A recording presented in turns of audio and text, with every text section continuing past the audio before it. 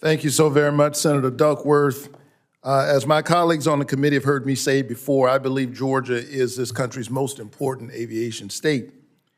Georgia is home, after all, to Delta Airlines and the world's busiest airport in Atlanta's Hartsfield-Jackson International Airport. According to the Georgia Department of Economic Development, aerospace products are both the state's top export and its second largest manufacturing industry, one that is responsible for an annual economic impact of over $57 billion. Most importantly, Georgia's aviation industry employs more than 108,000 people spread across more than 800 different companies. But as we've heard today, there is a severe workforce shortage affecting our aviation industry, something that should concern all of us. Dr. Luty, what can Congress do to encourage the growth, the expansion, and development of the aviation workforce? And do educational institutions of all levels have a role to play here? Most certainly, educational institutions play a critical role. So as we've heard, one of the key areas is making sure that everybody knows we're here and that aviation is a great field to consider, and not just pilots, but across the board, introducing young people to the many different careers in aviation. We can absolutely do that through the K-12 system by introducing curriculum at a very early age in grade school, make sure we keep students engaged with curriculum being introduced throughout. And then in the high school level, there's great high school programs that already exist, but also taking the opportunity to partner with colleges, universities, and technical programs for dual credit and other opportunities. So I think that segment plays a critical role in creating awareness of aviation careers to build the workforce for the future.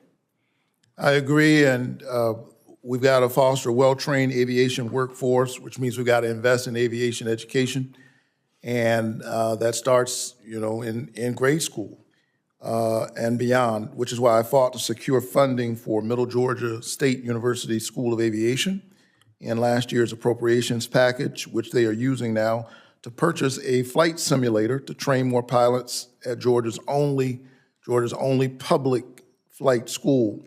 That's also why I'm proud to be working on aviation workforce legislation to help more schools, including state and technical colleges, train students from rural communities, non-traditional communities, to work in the aviation industry at a lower cost. We have to broaden the pool.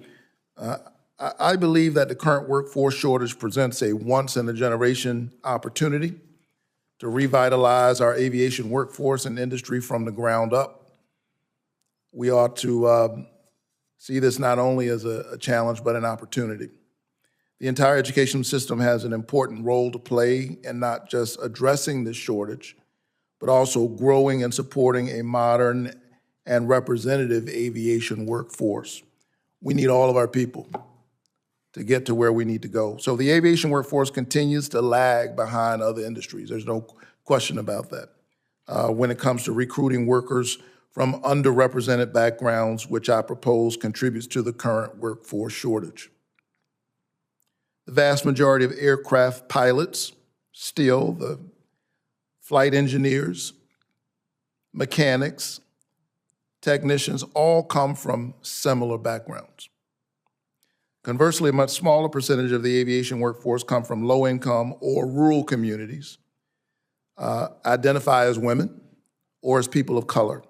Mr. Spiro and Dr. Utash, would strengthening and expanding the pool of potential aviation workers help address the current workforce shortage? Yes or no?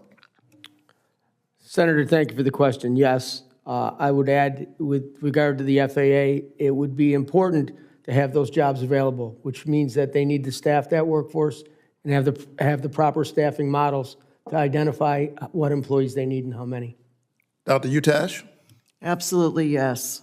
The more females, the more underrepresented populations, people of color that we can get into this workforce will help solve. So those are not competing objectives. No. One actually facilitates the other.